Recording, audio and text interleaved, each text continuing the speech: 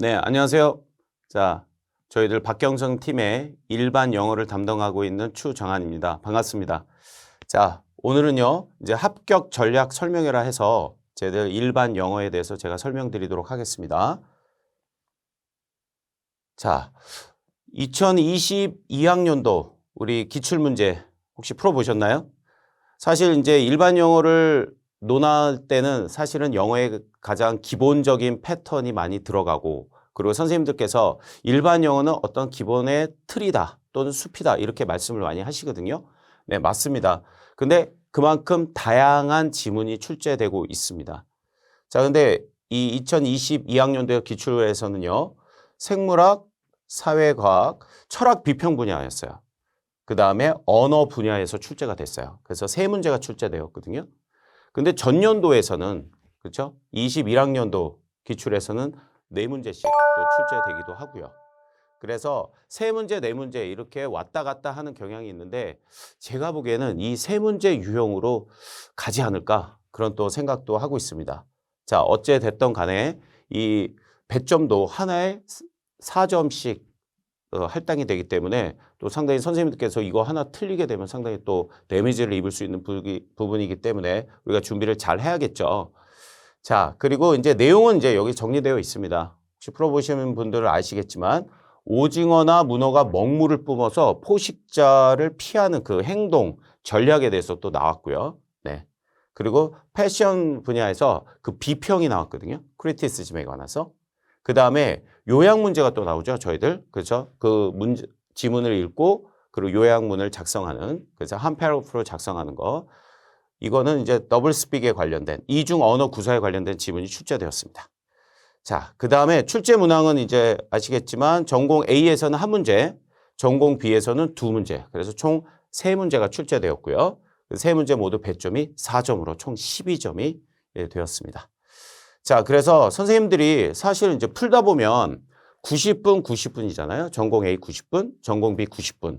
이렇게 풀다 보면은 또 정신없이 하다 보면은 일반 영어에 딱 도달했을 때 힘이 좀 빠지는 경향도 있어요. 그리고 또 일반 영어를 빨리 해결하고 다음 전공 문제로 또 넘어가야 되는 경우도 있고. 그렇기 때문에 일반 영어에서 선생님들이 그 답을 기입형이라든지 서술형을 제대로 잘 생각이 나지 않거나 잘 풀리지 않을 때는 상당히 곤란을 겪게 되는 경우가 있습니다.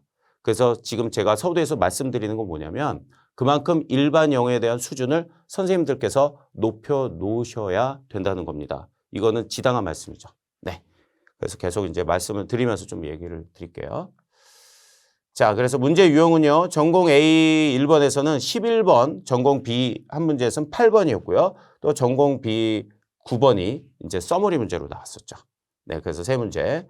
자, 뭐 이거는 기본적인 어떤 디스크립션인데 기입형 문제는 따로 커멘터리가 없어요. 그래서 모든 지문에 직접 괄호를 넣은 형태로 되며 서술형의 지문의 일부 단어나 구절이 무엇을 가리키거나 의미하는 문제다. 자, 그렇죠? 그래서 이런 것들은 뭐 이제 기입형과 서술형의 특징을 담은 겁니다. 자, 그 다음에 문제 의도는 뭐 읽어보시면 알겠지만 내용이 크게 어렵지는 않지만을 제가 넣었어요. 사실은 선생님들이 이 지문이 어렵다고 느끼잖아요. 그러면은 사실은 임용 영어를 하기가 쉽지 않습니다. 그래서 일반 영어나 문학도 마찬가지. 그 지문이 실제 독해력이 상당히 중요한 거예요. 그 지문을 제대로 이해하고 그 다음에 그 출제되는 부분을 자기가 이해해서 빠른 시간 안에 풀어나가는 그 능력이 가장 중요하거든요. 그래서 내용 자체가 아주 난해해서 읽기가 힘들다 그 정도는 아닌데 만약에 선생님들께서 실전에서 그 정도까지 느낀다 아니면 기출문제를 풀어보시다가 아 이건 내 능력으로는 도저히 이해가 안 돼 이런 식으로 생각되시잖아요. 그러면 선생님들 일반 영어나 또는 뭐 문학에서도 마찬가지 그 독해력이 좀 부족한 상황인 거로 제가 짐작을 할 수 있습니다. 그렇기 때문에 이 일반 영어의 수준을 좀 높여 놓으셔야 돼요. 특히 초반에. 그래서 보통 그렇잖아요. 1월, 2월, 3월, 4월까지는 나름대로 좀 기본기를 닦는 빌드업을 하는 기간이라고 저희들이 많이 이제 측정을 하고 그 다음에 그것을 권해드리고 선생님들도 그렇게 계획을 세우실 겁니다. 1년 단위로 이제 계획을 세울 때요. 자, 그리고 그 글을 정확하게 이해해서 쭉 구체적으로 단어나 구절의 지문이 무엇을 가리켜 어떤 의미를 파악하는지 알아보기 위한 의도다. 뭐 의도 문제, 뭐 당연히 문제의 의도는 이렇죠. 그럼 답을 알아냈으면 그 의미를 유지시키면서 지문에서 쓴 글과 겹치지 않도록 자신만의 표현. 이게 왜 중요하냐면 지문에서 쓴 글과 겹치지 않는다는 것은 뭐가 통용되냐면 바로 paraphrasing이에요. paraphras를 선생님들이 할 수 있어야 되고 그리고 거기에서 동의어나 또는 키워드를 찾아내서 그 동의어를 활용해서 그 키워드가 또 나오게끔 답안을 작성한다든지 이런 능력도 되게 중요합니다. 그렇기 때문에 이게 상당히 중요한 파트고 선생님들이 이 능력을 배양을 하셔야 돼요. 그래서 자신만의 표현으로 서술한다는 것이 바로 그거예요. 근데 그것을 지문에서 연속된 단어 4단어 이상 못 쓰게 하잖아요. 근데 전년도 문제에서는 그 디스크립션 자체가 없었어요. 그러면 4단어 이상 쓰면 된다라고 생각하실지 모르겠지만 사실은 그것은 금물입니다. 그래서 본인이 패러프레이즈 할 수 있는 능력이 되느냐 그리고 그 짧은 시간 안에 그 키워드를 넣어서 본인의 어떤 핵심을 파악을 해서 제대로 그 의미를 파악해서 내용을 파악해서 쓸 수 있는 능력이 있느냐를 물어보는 거거든요. 그래서 가급적이면 선생님들 연습하실 때 자기 본인의 영어 있잖아요. 자기 본인의 영어로 쉽고 간결하면서 정확하게 어법적 오류가 있었으면 안 됩니다. 무조건 감점이기 때문에 어법적 오류 없이 본인이 영작을 할 수 있느냐 이런 것까지 생각을 하시면서 계속 연습을 하셔야 돼요. 네. 그리고 이제 제가 일반 영어를 담당하잖아요. 저희들 박경선 팀에서는 제가 일반 영어를 따로 담당하고 있습니다. 보통 이제 문학을 하시는 분이 일반 영어까지 하시는 분들이 많은데 저는 이제 일반 영어만 담당하고 있으니까 영어의 전반적인 거, 영어의 실력적인 어떤 함양과 선생님들의 어떤 실력을 배양하기 위한 그런 부분을 많이 코치를 해드릴 예정입니다. 그래서 저만 믿고 그렇게 따라오시면 좋을 것 같아요. 자, 그 다음에 서머리 문제 있잖아요. 이야, 이거 서머리. 이거는 선생님들의 순전한 어떤 영작 실력을 보는 것이기도 하지만 서머리의 기본이 뭔지 아세요? 바로 내용의 이해입니다. 이 내용을 이해하지 못한 상태에서 서머리가 가능할 수는 없겠죠. 근데 그 서머리를 어떻게 하느냐에 대한 어떤 뭐 시퀀스가 어떻고 원리가 어떻고 스킬이 어떻고 이런 건 크게 중요치 않아요. 그러니까 이 글을 읽고 한 패러그래프가 나오게끔 할 수 있느냐. 즉 topic sentence 그리고 2개의 supporting sentences 그 다음에 마지막 conclusive sentence, conclusion을 쓸 수 있느냐. 이게 포인트거든요. 근데 그거를 내용에 부합되게끔 당연히 그렇게 써야겠죠. 그래서 가장 중요한 게 이 특히 topic sentence를 쓸 때요. 그 전체적인 내용의 주제를 담은 그런 내용을 선생님들이 직접 쓰셔야 돼요. 거기 있는 거 그대로 패러프레이즈하고 그대로 거의 비슷하게 쓰거나 이런 건 아니 되는 겁니다. 자, 이거 되게 중요하거든요. 제가 강의를 해드리면서 이 부분, 어떤 이 방법적인 부분 이런 것들은 되게 자세하게 말씀드리고 그리고 첨삭도 많이 해드릴 예정입니다. 그래서 너무 걱정하지 마시고요. 네, 그럼 다음으로 넘어가 볼까요? 자, 제가 뭐 예상 분석인데 뭐 더 디테일해야 되지만 제가 말로도 좀 더 첨언을 좀 해드리겠습니다. 자, 기존대로 출제 패턴이 유지될 것으로 보이고요. 제가 전년도에서는 이제 4문제 나왔기 때문에 일반 용어가 좀 더 약간 중요하게 다루어졌구나. 포션 자체가 늘었구나 하잖아요. 그렇기 때문에 일반 영어가 어떤 합격의 여부에 관건이 좀 많이 되었다라고 본인 생각을 많이 하는데 사실 그 일반 영어를 한 문제 더 내고 덜 내고 뭐 5문제 안 나오겠죠? 그런 게 크게 중요하다기보다는 기존대로 3, 4문제 속에서 기입형과 서술형을 물어보면서 선생님들의 전반적인 영어 실력을 평가를 하려고 하는 의도입니다. 그렇기 때문에 저희들은 한 3문제 정도로 앞으로 그렇게 또 유지되지 않을까라는 또 생각도 해요. 근데 어떻게 될지 모르겠지만 3, 4문제에서 이제 준비를 좀 해주신 게 좋을 것 같고요. 네. 그 다음에 이 어떤 지문을 그러면 일반 영어를 공부를 해야 되느냐? 사실은요, 명확한 100% 답은 사실 없어요. 그게 무슨 말씀이냐면 제가 영어 실력을 키우기 위해서, 영어 실력을 높이기 위해서 공부를 해왔던 것들을 많이 또 이제 공유를 많이 했습니다. 사실 제가 이제 뭐 저 선생님들도 많이 공부해 보셨겠지만 저는 뭐 이명을 위해서만 공부한 것도 아니고 뭐 제 경력은 나중에 또 말씀을 또 드리겠지만 일반적인 영어를 가르치고 제가 배우고 실력을 늘려서 일반적인 영어를 가르치는 그런 강의를 정말 많이 했었거든요. 물론 테스트 프랩, 뭐 토플이라든지 토익, GTOEFL 뭐 이런 강의도 많이 했었지만요. 그러면 전체적으로 볼 때 가장 일반 영어에서 가장 좋은 공부는 뭐냐면 다양한 지문을 두루두루 접하는 게 되게 중요해요. 이거 상당히 중요한 얘기예요. 정말. 그러니까 선생님들도 공부해 보셔서 알겠잖아요. 예를 들어서 뭐 영자 신문만 보고 공부할 수 없고 저희들이 왜냐하면 그 텍스트 자체의 성격 자체가 시사적인 거를 배제하고 일반적인 텍스트를 많이 내려고 합니다. 근데 그 일반적인 텍스트의 내용이 또 다양하게 나오죠. 그러니까 저희들이 예전에 뭐 수능 강의도 해보고 수능도 공부해 봤겠지만 그런 유형의 다양한 지문들이 또 나온다는 거죠. 그런데 출제에 보면은 사이언스도 나오고 그다음에 미술적인 부분도 나오고 예술적인 부분도 나오고 그다음에 저희들이 뭐 심리학이라든지 철학이라든지 그렇죠? 그리고 교육학이라든지 또는 시사적인 거를 약간 좀 그 시사적인 매거진에서 또 나오는 것도 있어요. 근데 이제 시사적인 걸 좀 배제하면서 지양하면서 나오는 부분이 있고요. 그래서 그 소스에 관한 경우는 또 제가 말씀을 많이 드릴 텐데 이 소스가 상당히 다양해요. 실제 원전을 보면은 논문에서 나오는 경우도 있고 뭐 당연히 저널에서 가장 많이 나오죠. 그 다음에 뉴스위크나 타임지나 또는 뭐 그 영자 신문이라든지 이런 유수의 어떤 영자 신문 그런 데서도 이제 출제가 됩니다. 근데 시사적인 걸 배제한다는 것만 포인트로 알고 계시면 돼요. 근데 그 시사적인 걸 배제한다고 시사를 아예 등한시하지 마시고 오히려 저는 시사적인 거를 많이 접할 수가 있거든요. 저희들이 뭐 인터넷 신문을 통해서 접할 수도 있고 그렇죠?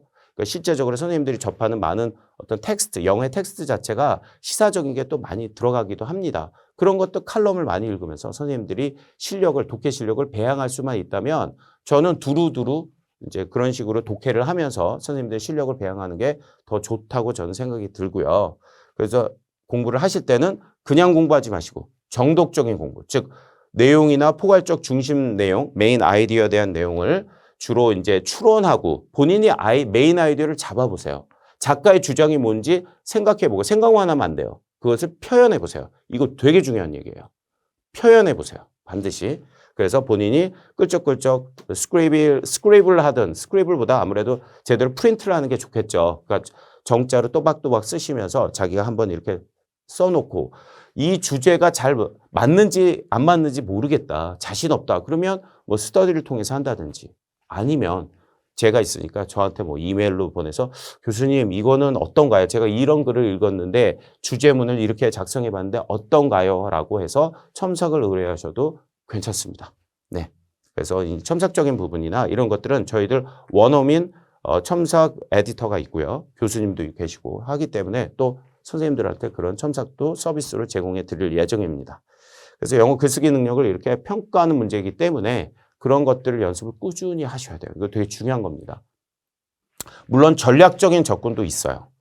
그래서 1, 2, 3, 4월 정도까지는 선생님들의 일반 영어를 점검하시고 본인의 수준도 아셔야 되고 당연히 그리고 다양한 글을 접하면서 본인이 안 되고 잘 이해가 안 되는 부분이 또 많을 거예요. 그리고 글쓰기가 안 된다든지 아니면 어휘가 잘 안 된다든지 이런 것이 있을 겁니다. 그것을 철저하게 보완하는 그런 연습과 공부를 하셔야 되는 겁니다. 자, 이거 중요한 얘기죠. 네.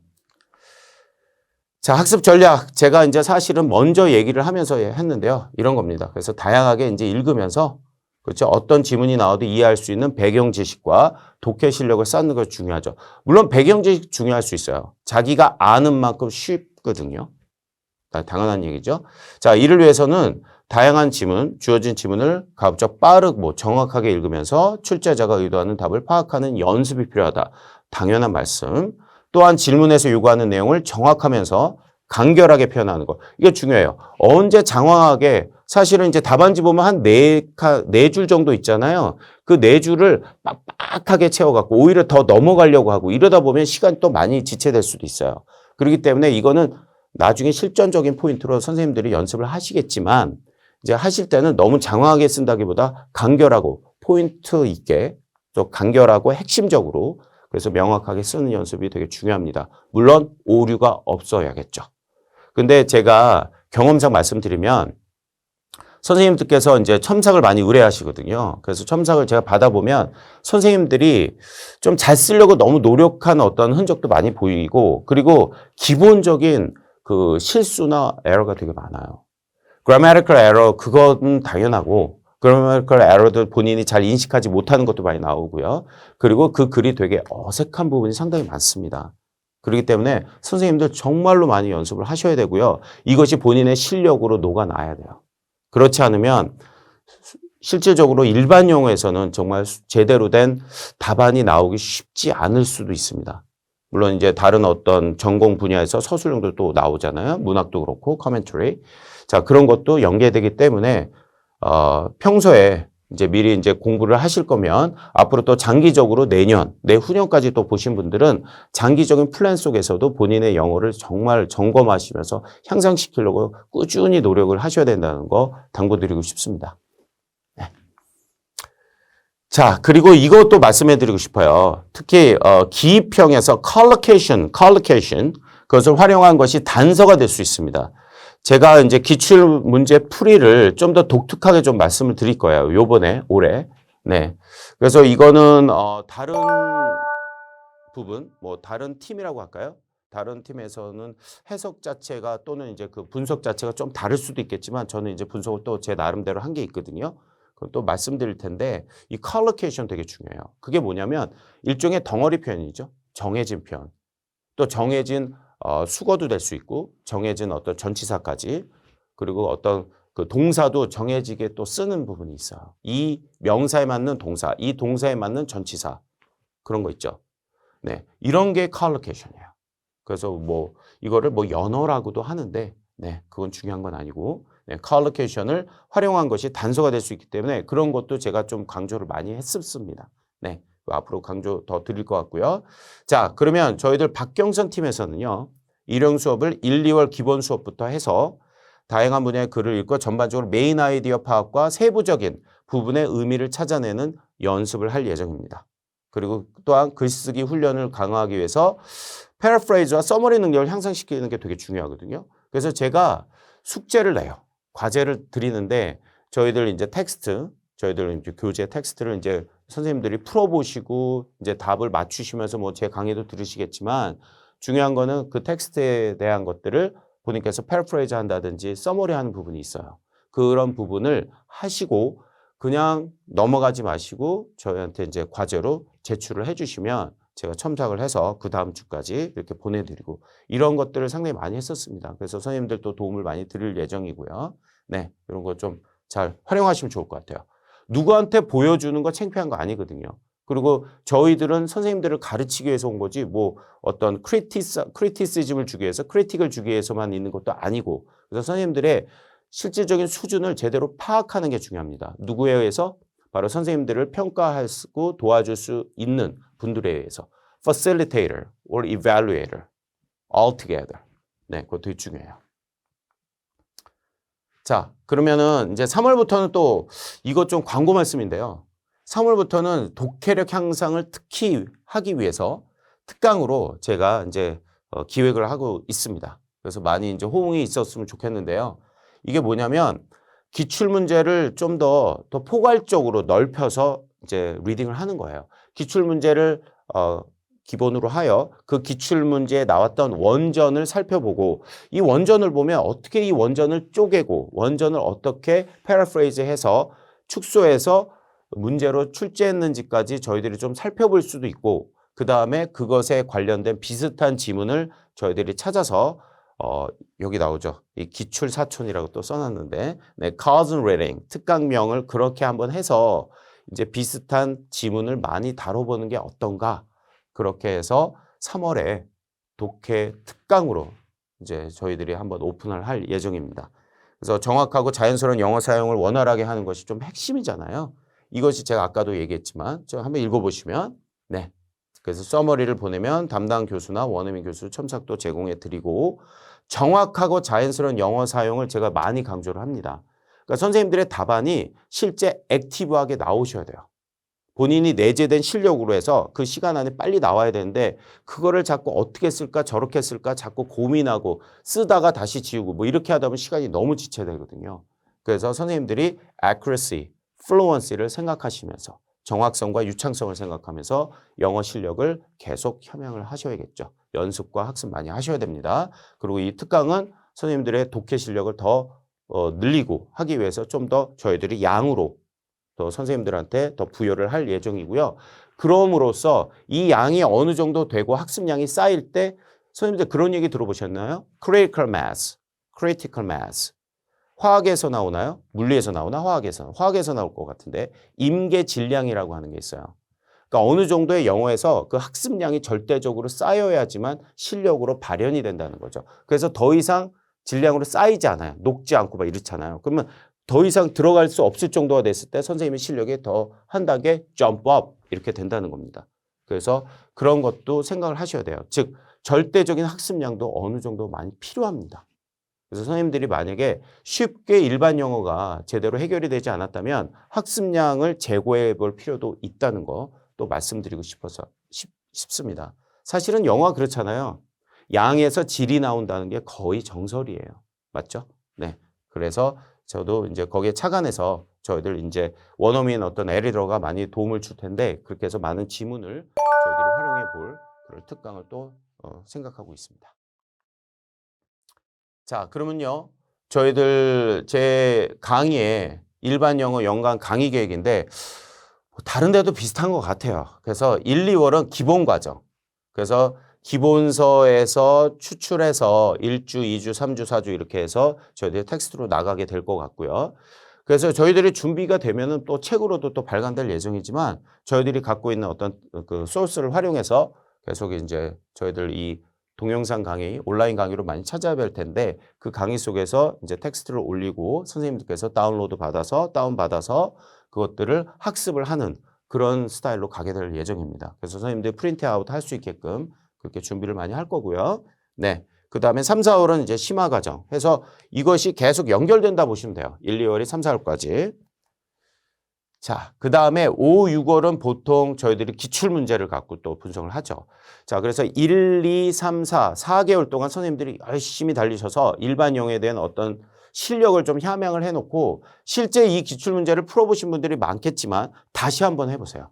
그때 자기가 수월하게 어느 시간을 또 재놓고도 풀기도 하실 텐데 과연 시간 안에 제대로 답안이 작성되고 글이 정확히 잘 읽혀지는지 그런 것들을 한번 생각해 보시면서 그 연습을 해보시면서 하시는 부분입니다. 그래서 실전 문제에 대해서 기출 문제에 대해서 좀 자세하게 또 설명하는 그런 수업이 또 있습니다.